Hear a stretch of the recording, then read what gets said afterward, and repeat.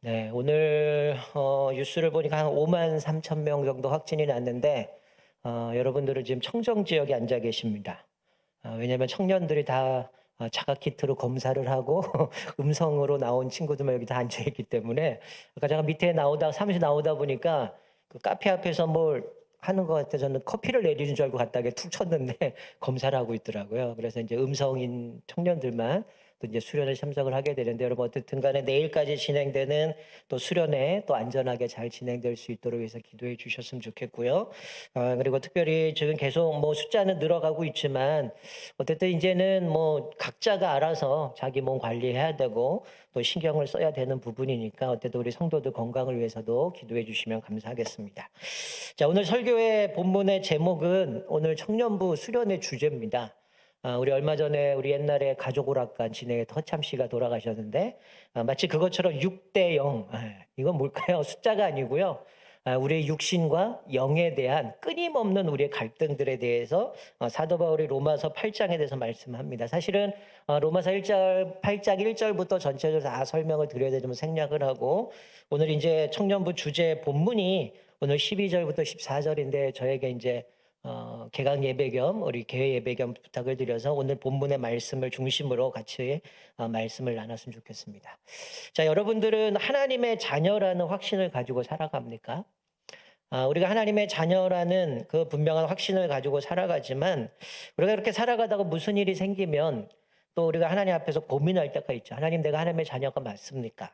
하나님, 우리 아버지 맞습니까? 라고 하면서 고민도 하고 의심도 하고 때로는 원망할 때가 참 많다는 거예요. 근데 사실은 이 로마서 8장은 흔히 별명이 하나 있다면 성령장이라고 할 수 있습니다.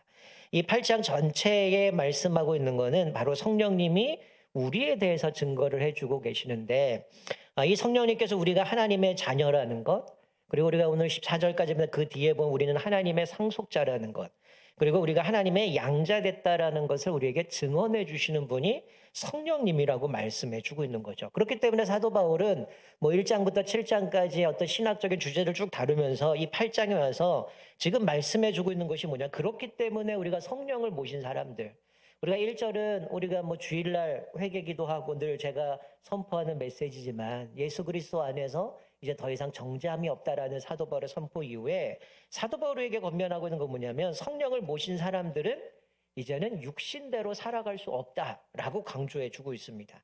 자, 오늘 12절은 이런 표현을 쓰죠. 그러므로 형제들아 우리가 빚진 자로 돼 육신에서 져서 육신대로 살 것이 아니니라. 너희가 육신대로 살면 반드시 죽을 것이로되 영으로서 몸의 행실을 죽이면 살리니라고 말씀하죠. 자, 우리는 여기에 보면 성령을 모신 사람들은 육신대로 살아갈 수 없다라고 말씀하는데 여기서 빚졌다라는 단어는 어떤 의미일까요? 사도 바울이 권면하는 이 내용을 전체로 보면 이 빚진다라는 거는 의로운 삶을 살아간다라는 의미를 갖고 있습니다. 우리가 쉽게 얘기하면 빚을 졌다는 건 뭐예요? 누군가에게 은혜를 입었다라는 건데 그런데 우리는 여기 사도 바울은 이렇게 얘기하죠. 우리는 육신의 빚을 지지 않았다라는 거죠. 우리가 살아오면서 육신이라는 것, 이 죄라는 거는 우리에게 은혜를 끼친 적이 없습니다. 우리에게 유익을 끼친 적이 없어요. 우리가 뭐 사도 바울이 그런 얘기를 하잖아요.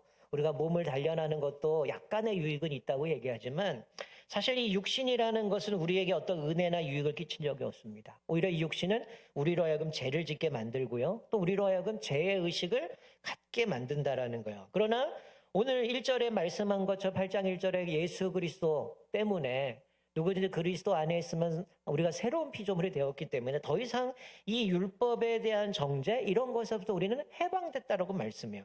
그러나 우리가 육신에 대해서 더 이상 그렇기 때문에 죄의식을 갖고 살아갈 필요가 없다는 거죠.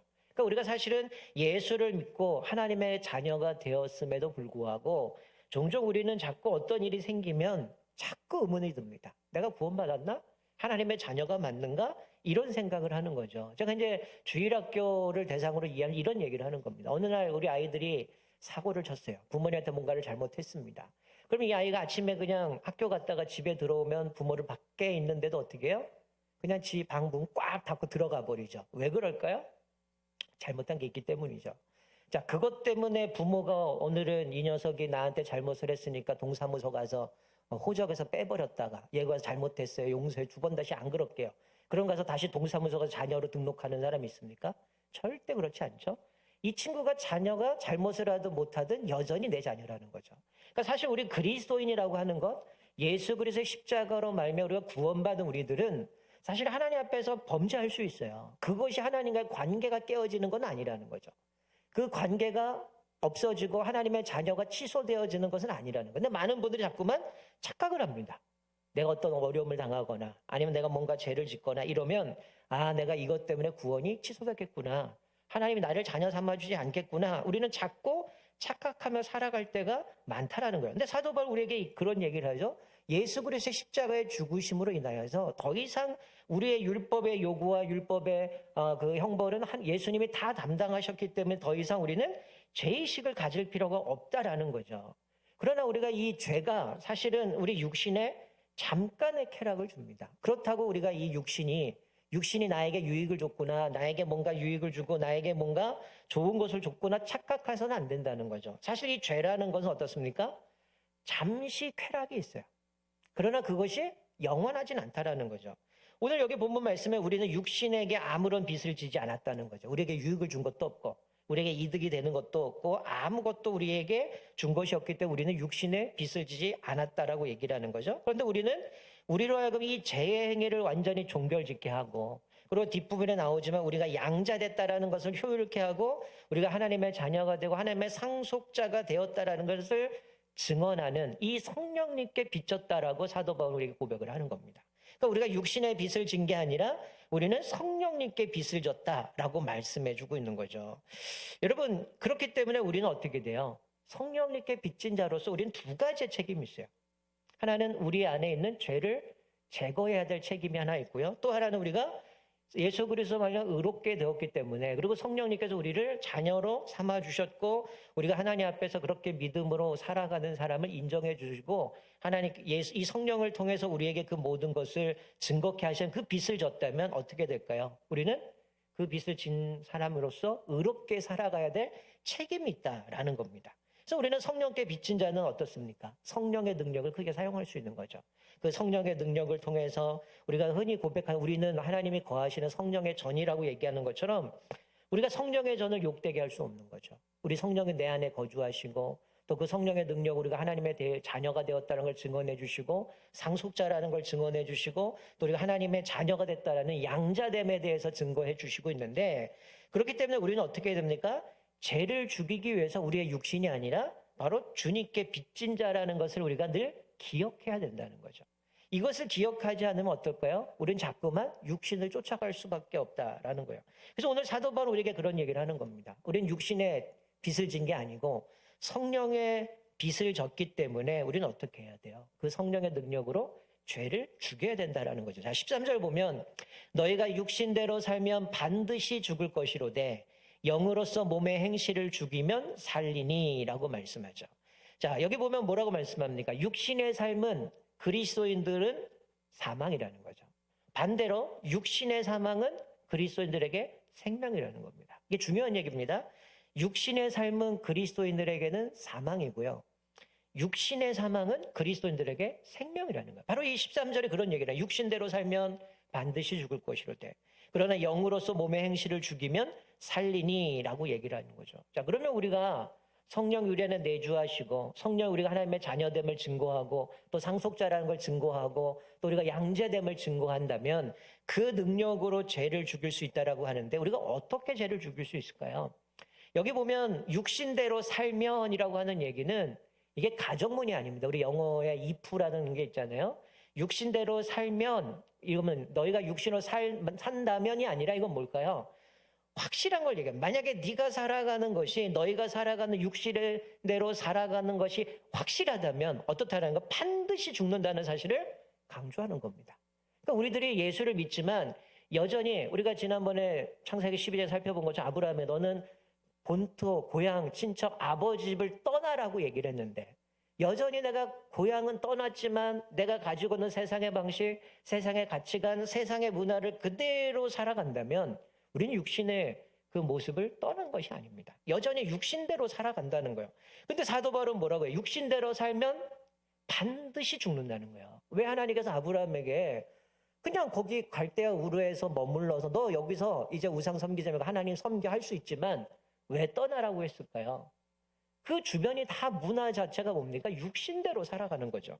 그렇기 때문에 사도 바울에게 육신을 떠나서 이제는 고향 친척 아버지 집을 떠나고 내가 보여줄 땅으로 가라라고 말씀하면서 네가 내 말에 순종하고 살아가면 내가 너를 천하 만민이 복을 받는 복의 근원이 되게 하시겠다라고 말씀했는데 사도 바울도 똑같은 얘기를 하는 겁니다. 만약에 내가 육신대로 살아가는 게 확실하다면 넌 반드시 죽을 거라는 거예요. 그렇기 때문에 어떻게 해야 된다는 거예요? 이 육신의 모습을 죽여야 된다는 거예요. 그래야지만 우리가 살아갈 수 있다라는 거죠. 우리가 육신의 죄를 죽여야 되는데 어떻게 죽여야 될까요? 여러분 저를 좀 따라해 보겠습니다. 이렇게 따라해서 육신의 행위를 뭐 배가 고프셔서 그러시네. 힘이 없으시네. 숫자는 더 많은데 다시 한번 하겠습니다. 육신의 행위를 굶겨서 죽여야 한다. 여러분들 굶어서 힘이 없으신지 모르겠는데 자, 여러분 지금의 여러분 힘없는 이 모습이 어떻게 된다면 육신을 그렇게 만들어야 되는 거예요. 육신의 행위를 굶겨서 죽여야 된다는 거예요. 무슨 얘기입니까? 우리가 살아가면서 얼마나 많은 육신의 행위들이 있어요. 어떤 음란, 알코올, 도박, 교만, 험담, 시기. 뭐 우리나라도 요즘은 잊을만 하면 마약도 등장하고요. 지금 가장 심각한 중에 하나가 여러 가지 중독들이 있습니다. 우리 육신 안에 일어나는 욕구들이 있어요. 나도 모르게 계속 습관적으로 반복되어질 이런 것들이 있다는 거예요. 그런 욕구가 있을 때 어떻게 된다는 거예요? 우리가 이 육신을 굶겨 죽여야 된다는 거예요. 육신이 나에게 그런 꿈틀꿈틀 대도록 자꾸만 그런 욕구를 불러일으킬 때 어떻게 돼요? 나는 너를 굶겨 죽일 거야. 네가 요구하는 것도 난 먹이지 않을 거야. 나는 네가 허락하는 대로 원하는 대로 난 그렇게 따라가지 않을 거야. 그것들 먹으라는 거야. 먹는 걸 방으라는 거죠. 여러분 육신의 행위라는 것은 절대로 만족할 수 없습니다. 경험해 보셨을 거예요. 식탐도 마찬가지고요. 음란도 마찬가지고요. 우리가 어떤 쾌락을 맛보면 어때요? 더 큰 쾌락을 추구합니다. 그래서 중독이 일어나는 거예요. 처음엔 이거 재밌네? 그래서 어떻게 해요? 습관적으로 가다 보면 이게 내 삶에 자리 잡게 되는 거죠. 여러분 이 육신의 행위라는 것도 마찬가지. 절대 만족할 수 없어요. 하나의 쾌락을 경험하게 되면 이 욕심이 더 싹 터서 끊임없이 그것들을 더 큰 쾌락을 추구한다는 거예요. 그래서 이 육심의 행위는 어떻게 보면 마치 우리가 과자 먹다가 부스러기 떨어지면 아까워서 맛있으면 그거라도 주워 먹는 것처럼 이 육신의 행위는 어떤 부스러기라도 다 먹어 삼키려고 한다는 거예요. 그렇기 때문에 우리가 어떻게 됩니까? 이 육신의 행위는 굶겨서 죽여야 된다는 거예요. 그 욕구가 찾아올 때 절대로 그 욕구를 허락함으로 인하여서 또 다른 쾌락을 추구하고 습관으로 잡아가고 그것이 우리의 중독이 되어져서 우리가 그렇게 살아가지 못하도록 막아야 된다는 거예요. 요즘 제가 운동을 잘 못해서 결심한 거는 저녁 6시 후에 아무것도 안 먹으리라. 이렇게 다짐을 하거든요. 안 돼요. 10시 좀 넘으면 저희 딸내미가 학교 갔다 옵니다. 그럼 배가 고파서 엄마 먹을 것 좀 줘요. 라든지 아니면 손에 뭘 들고 와요. 그럼 어떡할까요? 나는 6시 후에 안 먹기로 했으니까 먹지 말아야 되는데 어느 순간 제 입에 들어가 있더라고요. 여러분 이 육신의 욕구를 사실 제 예로 들었지만 우리 안에 여러 가지 많은 욕구들이 있어요. 끊임없이 대전 욕구들 우리를 계속해서 우리로 하여금 살을 찌게 만들어가지만 굶겨주게 된다는 거예요. 눈도 뜨지 말고 그것들을 눈길도 주지 말고 막아야 된다는 겁니다. 오늘 사도 바울은 그런 얘기를 해요. 육신대로 살면 가정이 아니죠. 너가 그렇게 살아가는 게 확실하다면 반드시 죽는다라는 거예요. 욕구를 먹이지도 말고 그것에 대한 반응도 하지 말고 우리의 힘으로 그건 할 수 없지만 오늘 사도 바울이 얘기하는 건 뭐예요? 성령의 능력으로 그것들을 제어할 수 있고 성령의 능력으로 그 죄를 죽일 수 있다는 거예요. 그래서 우리가 기억해야 될 것은 뭐냐면 우리가 죄를 죽이지 않으면 죄가 우리를 죽인다는 걸 기억하셔야 돼요. 우리가 죄를 죽이지 않으면 죄가 우리를 죽인다는 걸 기억하셔야 됩니다. 잠깐 내가 보통 많은 사람들이 어떤 욕구에 쫓아가다 보면 더 이상 선을 넘어서 통제가 안 되잖아요. 내가 이거를 제어하지 않으면 이것을 죽이지 않으면 죄가 우리를 죽인다라는 것을 기억하셔야 돼요. 이 끔찍한 결과를 기억하셔야 돼요. 그러면 성경에 나오는 수많은 육신적인 행위들이 어떻습니까? 내가 그걸 제어하지 못함으로 인해 결국 그 죄가 나를 제어하게 되고 통제가 안 되는 모습을 보게 돼요. 그리고 성경에도 뭐라고 얘기해요? 죄의 삭은 사망이라고 얘기하잖아요. 우리가 그걸 통제하지 않으면 우리는 반드시 죽는 거죠. 그래서 사도는 뭐라고 얘기합니까? 우리가 피 흘리기까지 죄와 싸워야 된다라고 말씀합니다. 그리고 우리가 또 한 가지 기억해야 될 것은 우리 안에 계신 성령의 도움으로 죄를 얼마든지 죽일 수 있다는 거죠. 여러분 골로새서 3장 5절 찾아보지는 않겠지만 이렇게 말씀해요. 그러므로 땅에 있는 지체를 죽이라 곧 음란과 부정과 사욕과 악한 정욕과 탐심이니 탐심은 우상 숭배니라. 사도 바울이 골로새 교회도 편지를 쓰면서 그렇게 얘기해요. 땅의 지체들을 죽여라. 그게 뭐냐? 음란과 부정과 사욕과 악한 정욕과 탐심이니 이 탐심은 우상 숭배다라고 얘기를 하죠. 또 베드로전서 2장 11절로 사랑하는 자들아 거류민과 나그네 같은 너희를 권하노니 영혼을 거슬러 싸우는 육체의 정욕을 제어하라. 사도 바울이 계속 얘기를 합니다. 베드로도 마찬가지고요. 우리의 영혼과 항상 함께 싸우는 것이 뭐냐면 죄입니다. 이 육체의 정욕은 우리가 아마 주님 오시는 그날까지 끊임없이 싸워야 돼요. 그런데 우리가 이 육신을 지배하지 못하면 우리는 그 육신 때문에 그 죄로 인해 우리는 죽게 되어진다라는 거죠. 육신에 보면 반드시 영적인 관심에 굴복시켜야 됩니다. 여러분 오늘 영과 육, 아마 우리 조강호 목사님의 청년부 수련의 이 주제를 잡은 거는 아마 우리들이 끊임없이 싸우고 있는 거죠. 특별히 아마 이 코로나 기간에 우리는 자유로운 시간이 더 많아졌고요. 개인 시간이 많아졌습니다. 사실은 우리의 영성은 어디서 발견합니까? 아무도 나를 보지 않는 때, 그때 나의 모습을 보면 내 영성이 드러나는 거죠. 남들은 보지 않고 남들이 나를 쳐다보지 않고 나 혼자 있기 때문에 얼마든 내 안에 있는 죄성들이 다 드러날 수 있고요. 내 욕망대로 추적할 수 있어요. 그러나 누가 보고 계세요? 내 안에 내주하시는 성령이 나를 지켜보고 계시고 하나님으로 지켜보신다는 거죠. 우리가 이 말씀 앞에서 육신의 욕망은 반드시 영적인 것으로 그들을 제어해야 된다는 것. 그렇지 않으면 우리의 영이 육에 눌려버리게 됩니다. 그래서 성령으로 인해서 영혼을 거슬리는 이 모든 삶 가운데에 우리의 행실을 죽이면 저는 우리 영적인 삶 가운데에 풍성한 하나님의 은혜를 누릴 수 있다는 거예요. 한번 여러분들 스스로에게 두 가지의 질문을 던져봤으면 좋겠어요. 우리가 영적으로 하나님 앞에 살아가고 있는가, 아니면 난 육신으로 살아가고 있는가 옆에서 늘 여러분의 머릿속에 두 가지 질문을 스스로 던져보세요. 어떤 질문을 던지면 내 삶은 누가 나를 지배하고 있는가? 영이 나를 지배하고 있는가? 육이 나를 지배하고 있는가? 또 하나, 내가 삶에 하나님 앞에 고백하지 않은 죄가 아직도 남아있는가? 이 두 가지를 던져보세요. 나는 내 삶에 누가 나를 지배하고 있는가? 이 육신이 나를 지배하고 있는가? 아니면 성령이 나를 지배하고 있는가? 아니면 나는 아직 하나님 앞에 고백하지 않은 죄가 있는가? 그럼 성경의 많은 부분에 얘기하잖아요. 하나님 앞에 우리 죄를 고백하지 않으면 기도가 응답도 없고요. 기쁨도 사라지고요. 많은 부분에 있어서 많은 것들을 상실해버리게 되죠. 여러분 육신의 삶을 살면 어떨까요? 내적인 혼란이 찾아옵니다. 그리고 내 삶에 고민이 생기고요. 적대감이 생기고요. 분개심이 살아나고요. 또 불안이 찾아오게 되고요. 이기심이 살아나요. 근데 사도 바울은 갈라디아서 뭐라고 얘기해요? 성령의 충만함을 받고 영적인 삶을 살게 되면 우리 안에 성령의 열매를 맺잖아요. 앞에서 얘기하는 것과 다르게 사랑과 희락과 화평과 오래 참음과 자비 양선 충성 온유 절제 이 같은 법을 금지할 법이 없느니라. 우리가 영의 사람이 되어지면 이런 모습을 살아가고 있다는 거죠.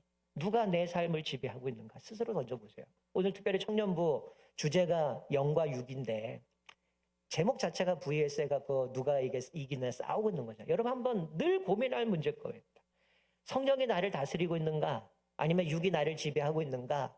밖에 나가면, 교회만 나가면 또다시 육적인 사람으로 육신을 쫓아 살아가고 있는가? 아니면 내가 삶의 삶 속에서도 정말 치열하고 피가 터지더라도 정말 내가 성령 안에서 살아가기 위해서 고군분투하면서 믿음으로 살아가고 있는가? 한번 스스로 던져보셨으면 좋겠어요. 우리가 성령을 모신 사람은 절대로 육신 가운데 살아갈 수 없다고 오늘 말씀해 주고 있는 거죠. 한 가지 예를 하나 들겠습니다. 여러분 19세기 말에 러시아 소설가 중에 안톤 체호프라는 분이 있어요. 혹시 읽어보신 분도 계실 텐데 이분이 쓴 소설책 중에 하나가 뭐냐면 귀여운 여인이라는 소설책이 있습니다. 이 소설책에 어떤 사람이 나오면 그 주인공이 올렌카라는 여인이 등장하는데요. 이 올렌카라는 여인이 누구와 결혼하냐면 연극극장을 운영하는 남편과 결혼을 합니다. 그 남자와 결혼을 합니다. 결혼을 해서 살다 보니까 이 남편이 모든 말하는 것이 연극과 관련된 이야기만 하는 거야.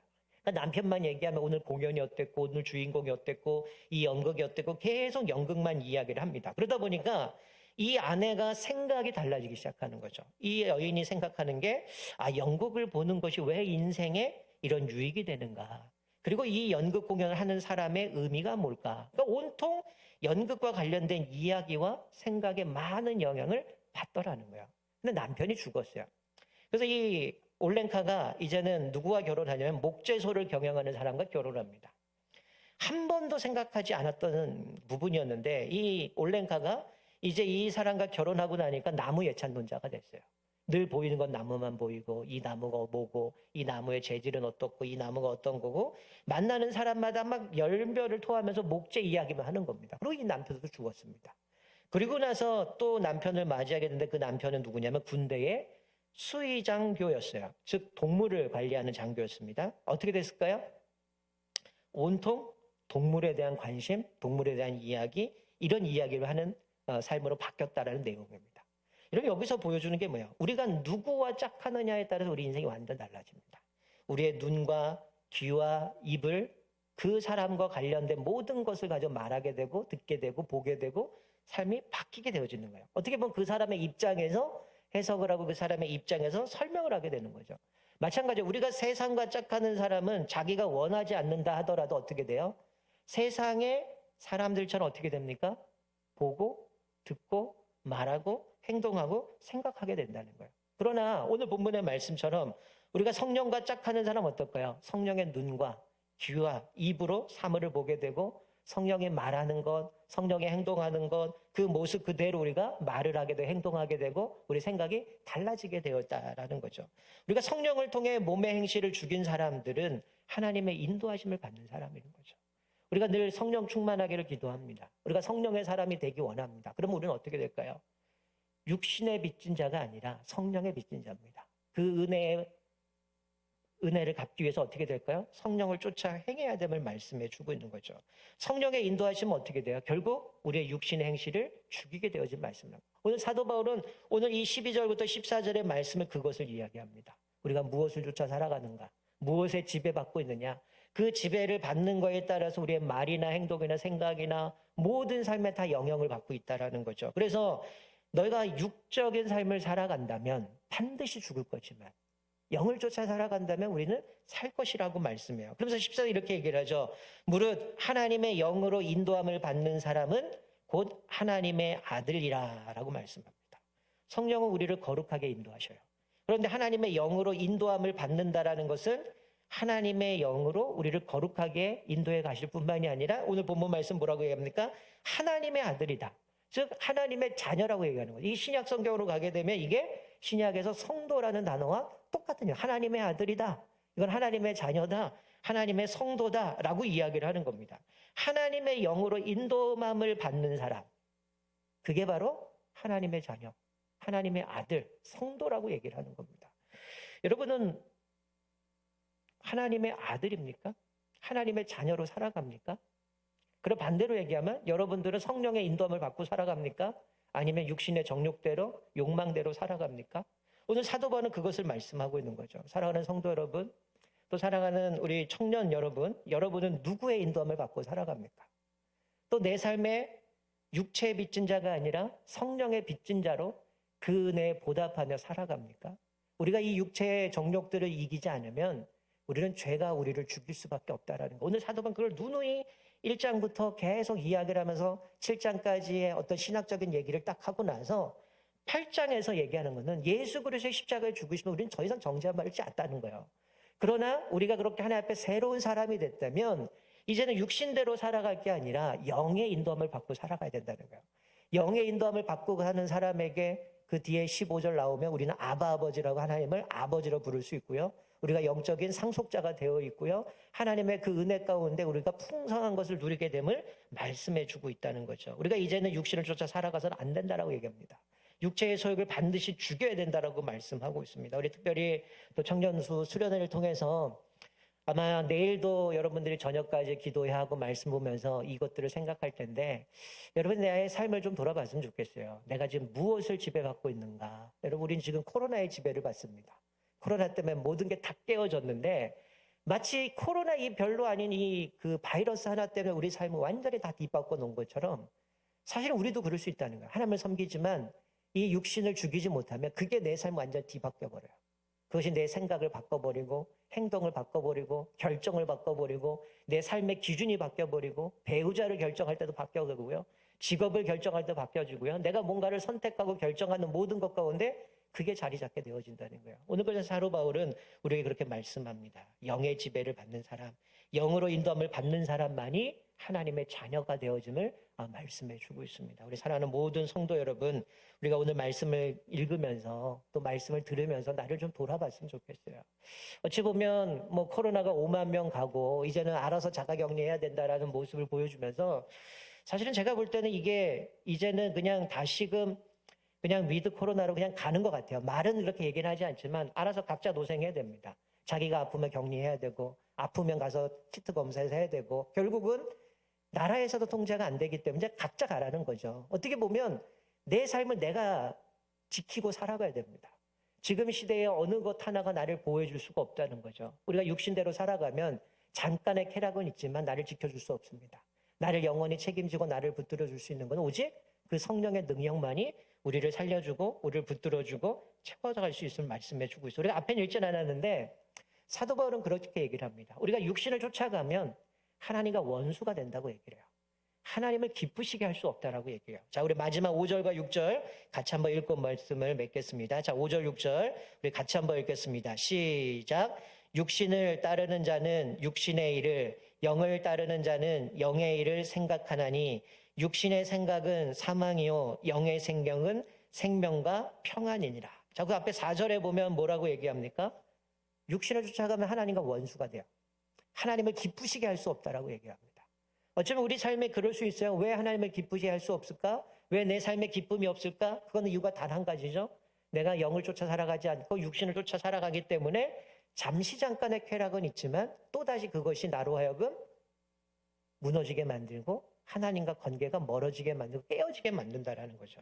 우리가 오늘 말씀을 기억하면서 우리 삶을 다시 한번 돌아보면서 이제는 내가 육신을 쫓아 살아가고 육신의 빚진 자가 아니라 성령의 빚진 자임을 기억하면서 내가 영의 인도하심을 따라 살아감으로 인하여서 우리가 하나님의 아들이라고 또 하나님의 자녀가 되어주고 하나님께서 우리를 상속자로 삼아주시고 우리가 그래서 하나님을 아바 아버지라 부를 수 있는 그런 특권을 우리가 누리게 되어졌는데 다시 한번 우리 말씀을 기억하면서 여러분의 삶이 성령의 인도하심을 받음으로 인하여서 날마다 하나님 앞에 또 기쁨을 드리고 또 우리가 하나님의 아들로 우리가 성령이 증거하시고 또 상속자로 하나님의 자녀로 인정받는 저와 여러분 되시기를 주님의 이름으로 축원드립니다. 아멘.